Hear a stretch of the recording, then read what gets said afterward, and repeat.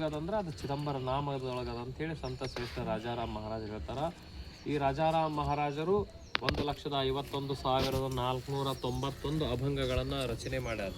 ಇದರಲ್ಲಿ ಕಥಾಪರ ಅಭಂಗಗಳು, ನಾಮಪರ ಅಭಂಗಗಳು, ಕರುಣಾಪರ ಅಭಂಗಗಳು, ದಾವಾಪರ ಅಭಂಗಗಳು, ಸ್ವರೂಪಪರ ಅಭಂಗಗಳು ಅಂತೇಳಿ ಅನೇಕ ಪ್ರಕಾರದ ಅಭಂಗಗಳವ.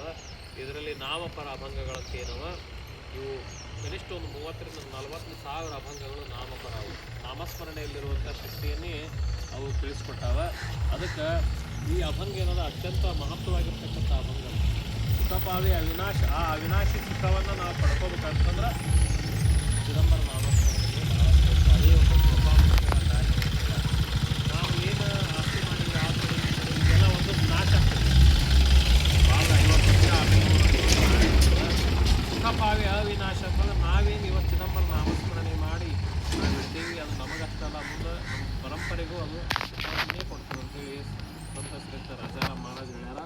ಯಾಕಂದ್ರೆ ರಾಜಾರಾಮ್ ಮಹಾರಾಜ ಸಾಮಾನ್ಯವಾಗಿರ್ತಕ್ಕಂಥ ವ್ಯಕ್ತಿ ಅಲ್ಲ. ಅವರು ಭಗವಂತನ ಅವತಾರದಲ್ಲೂ ಪ್ರತಿ ಅವತಾರದಲ್ಲೂ ಸೇವೆ ಮಾಡಿದಂತಹ ಮಹಾಪುಣ್ಯ ಜೀವಿ ಅವರು. ಅಂತಹವರ ಮಾತಿನ ಮೇಲೆ ನಾವು ವಿಶ್ವಾಸ ಇಡೋದು ಬಹಳ ಅವಶ್ಯಕತೆ ಅದ. ನಿನ್ನೆ ಸಾಯಂಕಾಲದಿಂದ ಇವತ್ತಿನವರೆಗೂ ದೇವಗಿರಿ ಗ್ರಾಮದಲ್ಲಿ ಅತ್ಯಂತ ಸುಂದರವಾಗಿ ಸತ್ಸಂಗ ಕಾರ್ಯಕ್ರಮ ಅತ್ಯಂತ ಶ್ರದ್ಧಾ ಭಕ್ತಿಯಿಂದ ನಡೀತು. ಚಿದಂಬರ ಮಹಾಸ್ವಾಮಿಗಳ ಕೃಪಾ ನಮ್ಮ ಮೇಲೆ, ನಿಮ್ಮ ಮೇಲೆ, ಎಲ್ಲರ ಮೇಲೆ ಇರಲಿ. ಚಿದಂಬರ ಮಹಾಸ್ವಾಮಿಗಳು ಎಲ್ಲರಿಗೂ ಅನಂತ ಸುಖವನ್ನೇ ಕೊಡಲಿ, ಅನಂತ ಕಲ್ಯಾಣವನ್ನು ಮಾಡಲಿ ಅಂತೇಳಿ ನಾವು ಪಾದಯಾತ್ರೆಯನ್ನು ಮುಂದುವರುತ್ತೆ.